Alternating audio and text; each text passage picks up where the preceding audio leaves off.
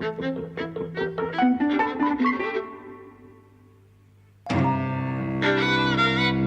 and welcome to Eavesdropping at the Movies. I'm Mike. And I'm Jose. And we've just come back from A Quiet Place, which is a film directed by John Krasinski, who's probably best known for being one of, I think, Jim, is it, in the American Office. Yes. And also being well known for being married to Emily Blunt, who co-stars in this. So yeah, he co-wrote the screenplay and directed the film. I didn't know he was a film director, but he's done a couple of things before this. Yes, he has, which I've not seen. So this is my first exposure to him as a filmmaker. Yeah, same. And I was looking forward to this a lot from the trailer. So the premise is there is something out there that detects noise and will kill you if you make noise. That's right. And that's it. I mean, what we were saying the other day about 127 Hours and Unsane, the idea of experimental cinema insofar as... Or I suppose concept cinema really is what we're thinking about. The idea of let's just run with an idea and see if we can build a film out of this. Yeah. In those films is not entirely successful, but in this works so fucking brilliantly. I think collectively they do actually. So we were talking about Manny Ferber's idea of termite art.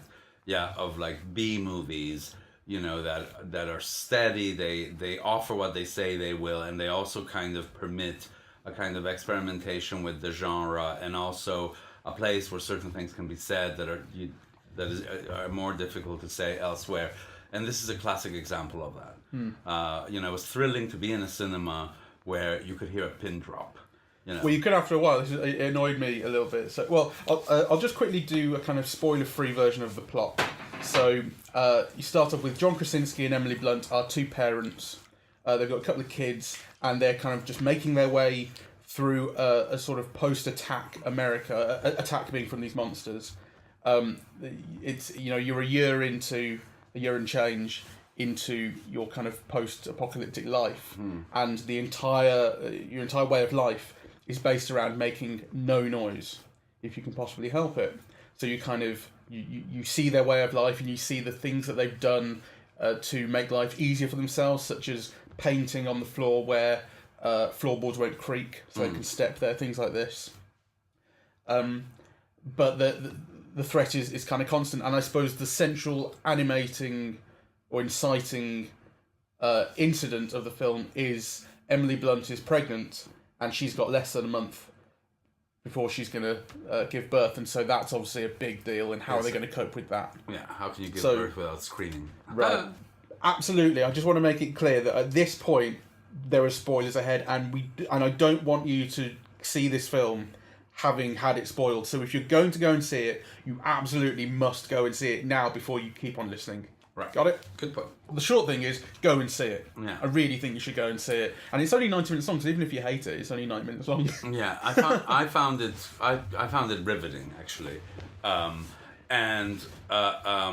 so the film is very economical about setting up the world that it does, right? So you have like this pristine, classically American rural landscape of silos and so on, but they're all deserted. Yeah, so there's been some kind of apocalypse or something.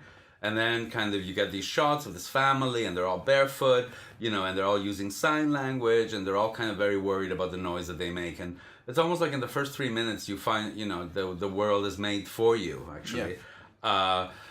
And by the time the titles come on, you know, you understand almost everything. There is one rule to this world that we only get a bit later, and that is that a higher frequency sound masks all the other sounds, so that, you know, if you are by a waterfall, say, you can actually talk, right? Oh, well, there's two separate things. So there's loud sounds mask quieter sounds. So if there's something louder going on, like a waterfall, then you're safer to make slightly louder noises yourself. But the higher pitch thing is you're thinking of what makes the aliens go crazy. Yes. That's not. I mean, that's really a revelation as to like how they can fight. Yeah, that's things. not a rule. Yeah, that's like something we discover later on. Yeah. And which ends up being the plot twist, actually. You know, so from that point where that's discovered, then, you know, we begin to see how an end to this terror of this creature that looks like, you know, one of the monsters in Alien, but actually whose vulnerability well, the whole way it's made up is in relation to sound. So it's vulnerable to particular frequencies. On the other hand, it also attacks on the basis of sound. The actual design of the creature, I think, is amazing. It's some of the best creature design I've seen in a long time. Its realisation is fantastic as well. The graphical work that's gone into realising it's great, but just the central idea that this is a creature built around sound. It's you see a board kind of with the basic notes that John Krasinski's character has been able to take on the creature. He knows there's only 3 of them in the area, which is quite interesting. You know, they're not overrun by these things, but they're always around, and it's a very specific threat. And he knows that they're blind, and they attack based on sound. And the creature's head is a whole giant ear.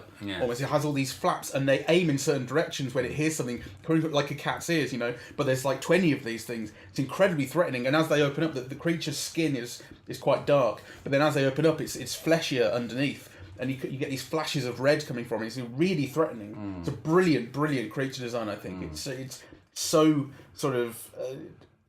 so clear and concise, and it's all about that central threat it possesses.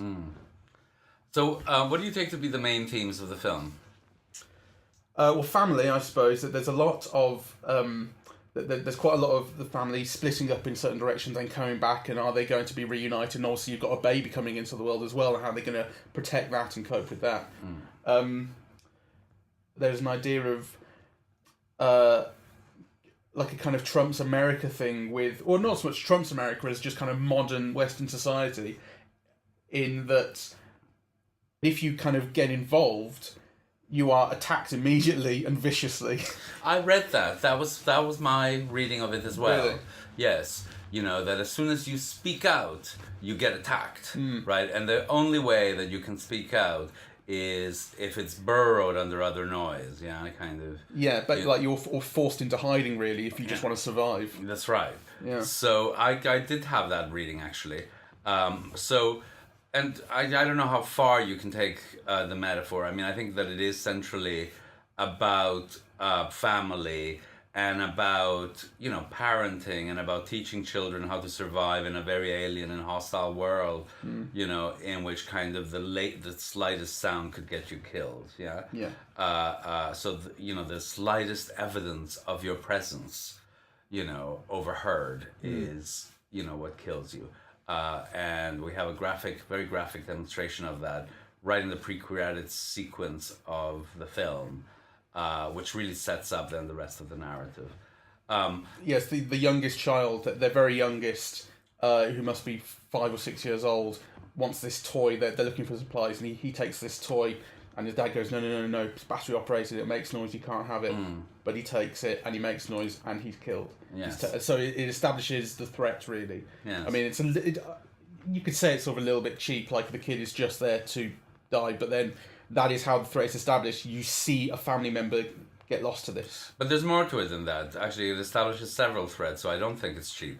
It establishes the whole relationship with the sister and the guilt that the sister feels and the fact that she feels unloved and, she blames herself. Yes, and also like this theme that maybe actually, giving people what they want or being kind and generous is not always a good thing. That the more important thing is to teach people how to survive in an alien world, right? Like I think there are all those themes that are set up by that example, and I think actually it's one of the great things about the film that a film that looks it is kind of a genre film. It doesn't look very expensive, yet nonetheless has all these ideas worked out. So you mentioned the monster.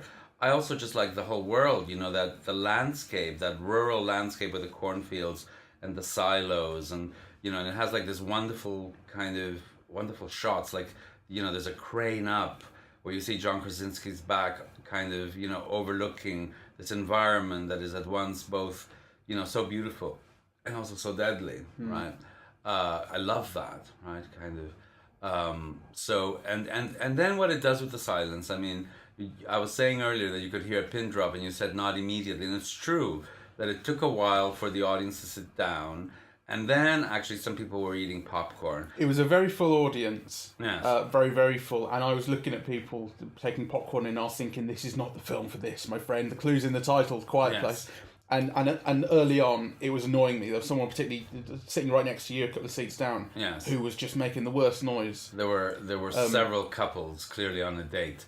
But it settled down pretty quickly. I mean, by the halfway point, it was dead quiet. And I think it's a testament to the quality of the film, because I think if people were bored by it, they would have kept on chewing away and making noise. They put the popcorn aside at some point. They did, hadn't finished it. I think a lot of unfinished popcorn came out of that cinema. People still got the bags with them now. Yeah, so... that's testament to the quality of the film. Yeah, it's really, really gripping. It's a testament to the filmmaking. It's just so tense. Kind of, there were moments where I was jumping out of my seat really, and it's quite extraordinary because it is a film. It has music, but used very sparingly, right? And it has bits of dialogue, but again used very sparingly. It's largely a pretty silent film, really. Well, I think the music. I was listening to the score. I was paying attention to it early on, because it is kind of pretty spare when it's used. It's kind of just light piano, maybe a bit of guitar. It's not rich, not really. But the film doesn't want you on edge all the time, because a lot of the film is like that scene in Rafifi. That's that central scene where they're doing the robbery. Yes. And if you make it's this 20-minute amazing scene of pure silence with and it means that every little sound effect is amplified, and it's exactly the same way in this, that a single noise is really important.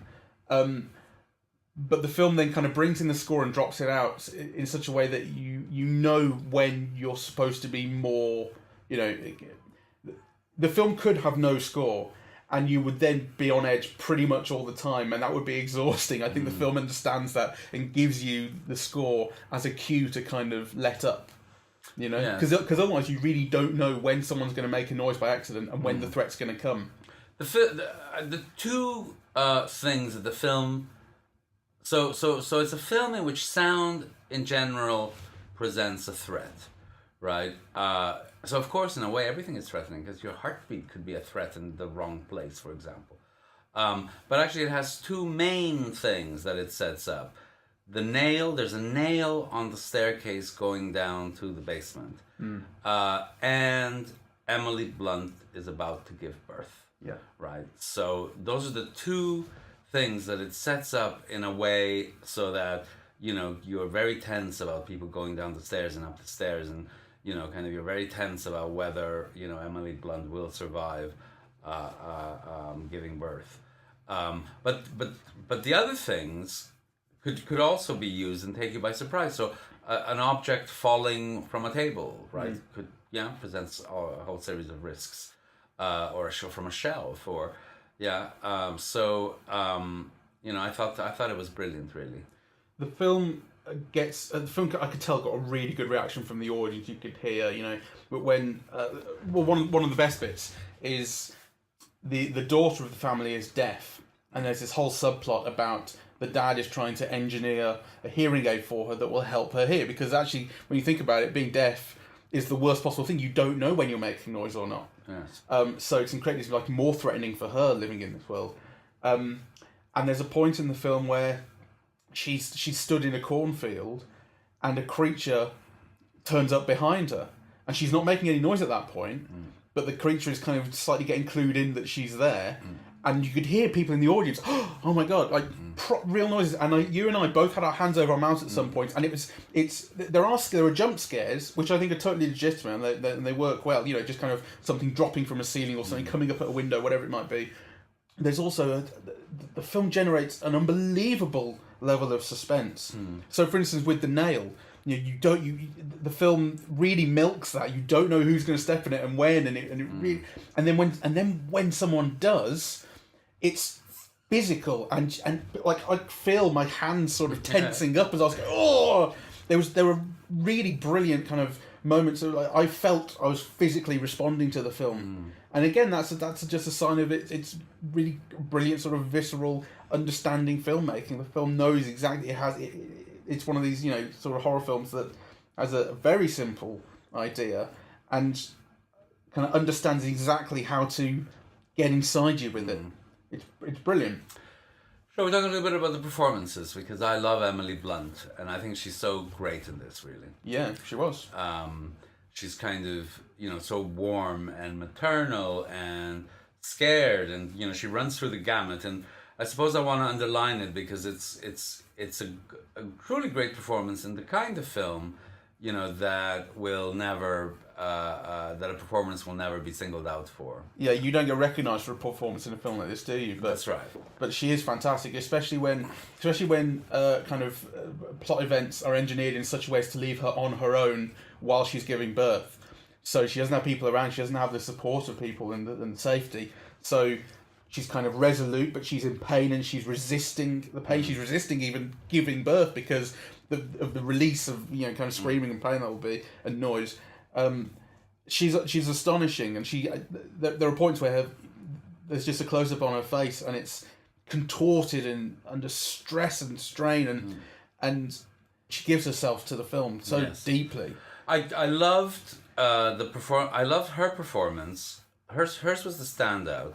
I also love the daughter, who's an actress I don't know her name, but she's got this kind of wonky, doe-eyed look, right? So, and also she's on the verge. She's that age of rebellion and so on, and she registers kind of every emotion kind of very fluidly as well. It's kind of, you understand exactly what she's feeling, and she goes through various changes in a way that is very legible, very understandable.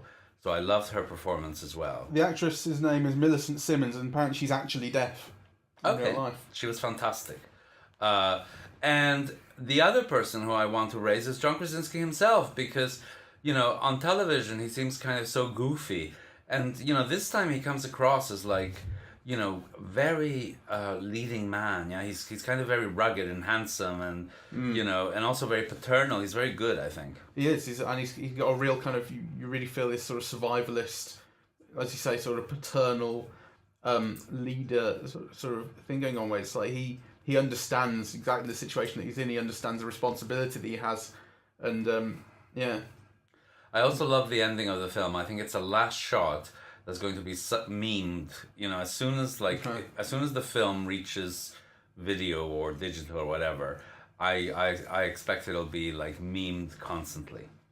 Yeah, it's sort of it's interesting coming to the ending because the film concerns a countrywide and possibly global. Actually, it is global. You see kind of names like Moscow and London being on a board. So it's a global takeover by these aliens, and everyone around the world has been subject to this. So the film is about 4 people within that. So the film is not going to sort of solve that really, the worldwide problem, but it ends up with this. So instead of really what the end of the film is, instead of hiding, which is what they've spent their entire sort of year and a half doing, they learn that they can fight it, and you could almost imagine a sequel where they go on a rampage. You know what I mean? Like it turns right at the very, very end. You go, okay, we can start to fight this now. Yes. And also at that point, the father has been killed. He sacrificed himself. So the mother kind of takes on this extra role. She's a mother, and she's also a new mother. Yes. And now she's got a shotgun. Yeah. So we find out that the way to defeat them is to turn on a high frequency and make it really loud. Yeah. So the daughter's hearing aid malfunctions, and it throws the aliens into chaos. They can't cope with it. Yeah, that's right.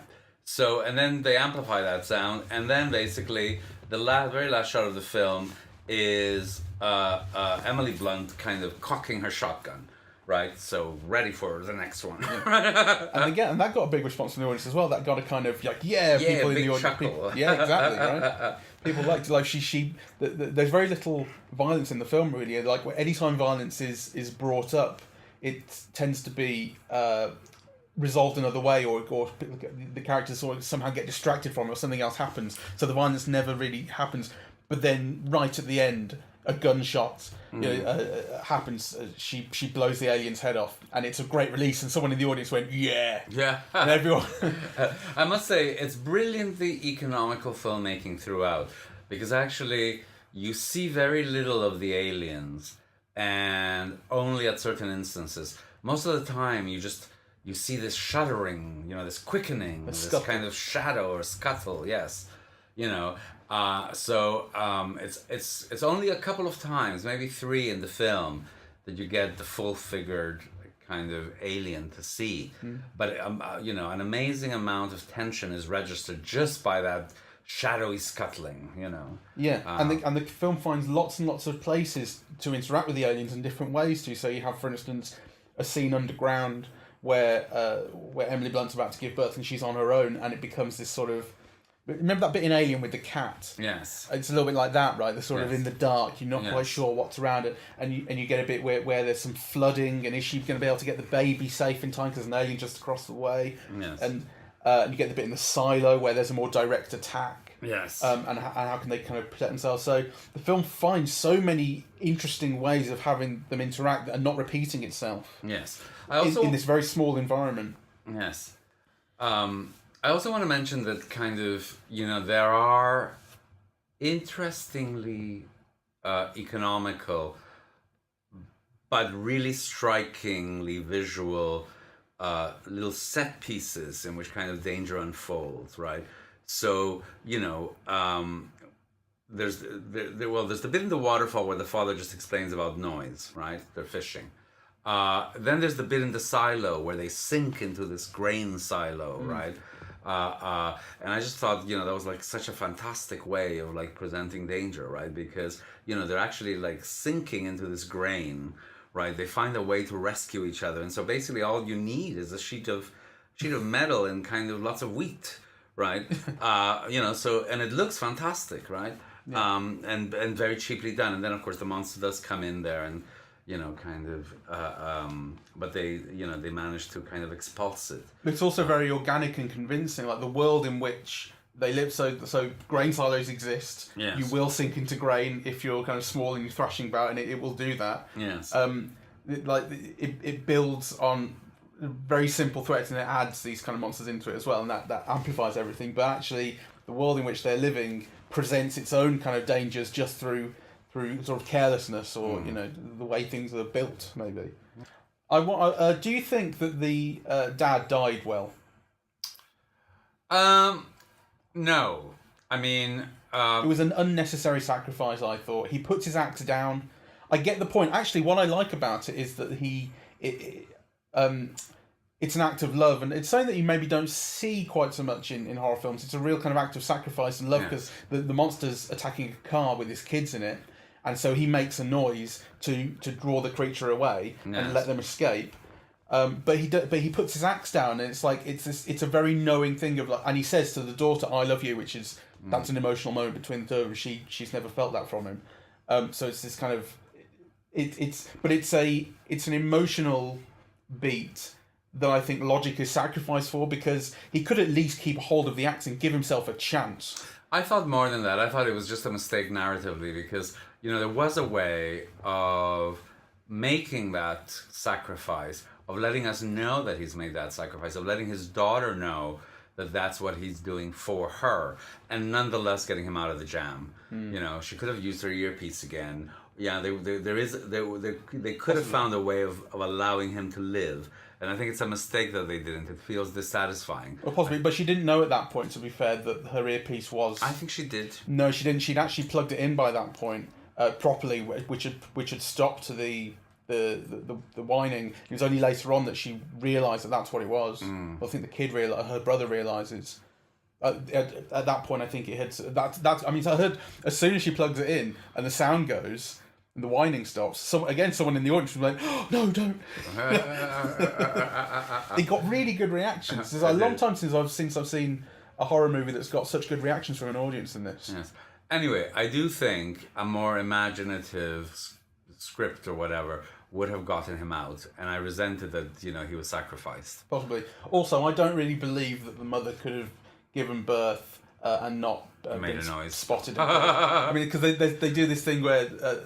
One thing that the film is actually very good at, which I'm glad this has just reminded me of, is as it splits characters up, it has action happening in sort of 2 or 3 different locations that is independent. Like characters will be getting attacked in different ways in different places, but then also informs sort of other parts. So things happen kind of simultaneously in different places, but everything's tied up really nicely. So you get these. As the dad and his son are returning to the house, the mother's about to give birth, the daughter's gone off somewhere else feeling bad. The dad says to the son, okay, you need to go off and set off all these fireworks. That'll distract the aliens. So then they get distracted by running off there, which saves the mum, and then he comes back, and then he's walking through the house. Is she there or not? There's all this kind of simultaneous action going on where the film controls your level of knowledge about each character's whereabouts and situation very, very well. So that when characters, when they start to kind of collide again, when they come back together, you've got exactly the right level of knowledge to keep you in suspense as to what's really happening, and the film shifts your point of view very, very effectively from one person's shoes to another. I think. Okay. It's No, really, I think so too. really strong direction in that respect. But I think that setting off fireworks, half a mile down the road is not going to distract you from the noise of a screaming woman giving birth. Yeah. Well, also, that there's a bit of a trick in that she reappears, behind the shower, and there are little kind of plot gaps like that, but I didn't mind them at all, actually. No. And they weren't, you just accept it, really. But actually, I do think that killing the father for me did feel unnecessary. I mean, you could have made the same point, gained the same emotional power, and so on, and allowed him to live. And I think that actually, it's kind of, to me, it was important for the emotional satisfaction of the film, that he'd be allowed to live, because in a way, there are certain things you don't know, right? How many people are left in the world alive, right? Like, you get the sense that there are some, but I kind of I think it's a mistake that they sacrificed them. Yeah, actually, we don't know that really. So there could be a sequel in which he reappears. He won't, though. I mean, the thing went straight for his face, and he didn't have his axe. The thing killed him, my friend. We didn't see it. Well, you saw it jump right at his face at 200 miles an hour. We didn't see him hit him. We didn't see the touch. Yeah, you did. Oh, I don't remember that. The van's off on the right hand side, and they let the handbrake go, so it's rolling down the hill. So that's how the kids get away. And as they do that, the thing jumps off it and jumps at John Krasinski, who's at in front of the frame on the left hand side, and it jumps at him. That's the last you see of him, and it's quite quick, but you do see it. Okay. You see the thing attack him. I don't think it's controversial to suggest that the man has perished. Well, to me, it depends on kind of what you actually see. And actually, all I remember is the creature going towards him. I don't remember seeing the impact. Okay. Which with other people, I think you had your hands over your eyes because you were a big girl's blouse. that is very possible. But actually, you do see it. In other instances, you see like the blood gushing out. No, sure. And in this one you don't. So. But I think it also. I mean, it wouldn't be the same moment, would it, if you didn't think that Dad had died? Like, that's the point of that scene. Whether you agree with him dying or not, that's the point of the scene. Well, the point of the scene is that he's willing to do it and he's communicated it to his daughter. The fact that it actually happens is not the point of the scene. Okay. But it has happened. Let's see. I mean, I agree with you insofar as I think if there were a further purpose to the dad dying, that it kind of actuated something else, that it kind of made the rest of the family change in a certain way, that because I think it maybe is trying to do that with the mother, to give her this extra level of responsibility and turn her into kind of a badass by the end. But actually, I think that if the family remains intact. And all four of them together, five of them with the baby, kind of figuring out that this is how you can fight these aliens, and then all going off together. Yes, that would be just as effective as the ending as it is with the dad not there. Yeah, I think the ending is brilliant, but I would have liked him to live. So there's an emotional response. I would have liked him to live, partly because the John Krasinski character is so nice and attractive and so on, and so in this film I'd like to see him do it again. Yeah. And partly just economically for purposes of any sequels, I think it's a mistake not to have him live. I think when I talked about a sequel, I was being flippant. I think it's very, very unlikely. I don't. Depends on how well it does at the box office. I mean, possibly it could become like a Cloverfield thing where they have a universe where these aliens exist and you see different people within it, but. I think it's unlikely to see the same family again. I guess you never know. I think if they've killed off the father, it is unlikely that they'll have a sequel again. Well, sure. But even if he lived, I think it would be unlikely. It strikes me as this is a standalone type of horror.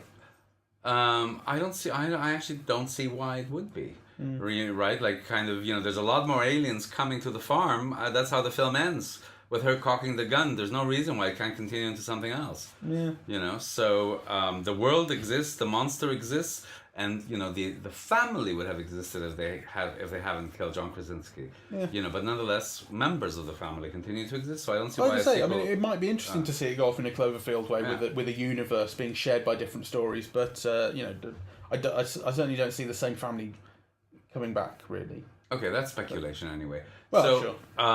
So highly recommended, really suspenseful, quite original, and with a dazzling performance, I think, from Emily Blunt, and a film in which John Krasinski makes quite an impression, both as an actor and certainly as a director.